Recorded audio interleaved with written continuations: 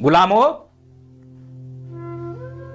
गुलाम हो सब। एक गुलाम चिल्ला चिल्ला के बोल रहा है, इसमें कई गुलाम तो मानसिक रूप से होंगे जो नेताओं को अपना बाप समझ रहे हैं। उन्हें लगता है कि यही मेरा माई बाप है, साला इसके बारे में कैसे बोल दिया। इस चिलगोजे को देखो, ये कह रहा है कि ये जो मरे हैं इसमें टीचरों की जवाबदारी है। इसकी इतनी हिम्मत नहीं है ये सिस्टम के ऊपर आवाज उठा दे।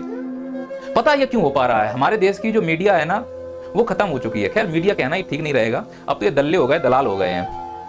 क्योंकि इन लोगों को पैसा मिलता है, बड़े बड़े बंगलों में रह रहे हैं, इनके बच्चे विदेश पढ़ रहे हैं, और ये कौन सा हमारे साथ उठना बैठना करना है इनको।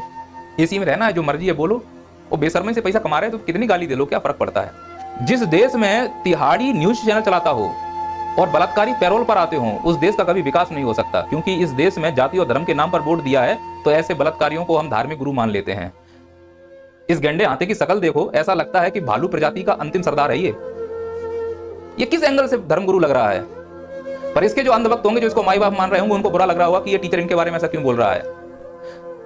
सत्काम करके जेल में नहीं गया, बलात्कार करके जेल में गया है, पर इस सिस्टम जो फालिस मार चुका है इस सिस्टम को, ये दलाल सिस्टम, ये वोट का भूखा सिस्टम, उसे मालूम है कि अगर ये हरामखोर बाहर आएगा तो वोट मिलेंगे उस सरकार को जो इनको बाहर लेकर आई है।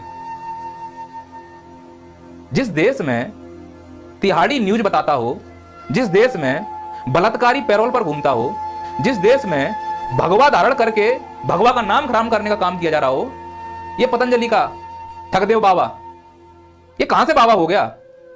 और मैं हिंदू के रूप में इसका विरोध कर रहा हूं कि भगवा का प्रयोग करके हमारे हिंदू धर्म का नाम बदनाम कर रहा है। यहां पे लिखा है Nepal to Patanjali recall 6 product of inferior quality. और ये ठग बाबा यहां पर भगवा पहने खड़ा हुआ है, तो इसमें भगवा की बेइज्जती है। और भगवा के नाम पर हम लोगों को मूर्ख बना रहा है और हम मूर्ख बन रहे हैं, क्योंकि हमें धर्म और जाति के नाम का चश्मा पहना दिया गया। हम सोच ही नहीं पा रहे कि हमारे साथ कितना गलत हो रहा है।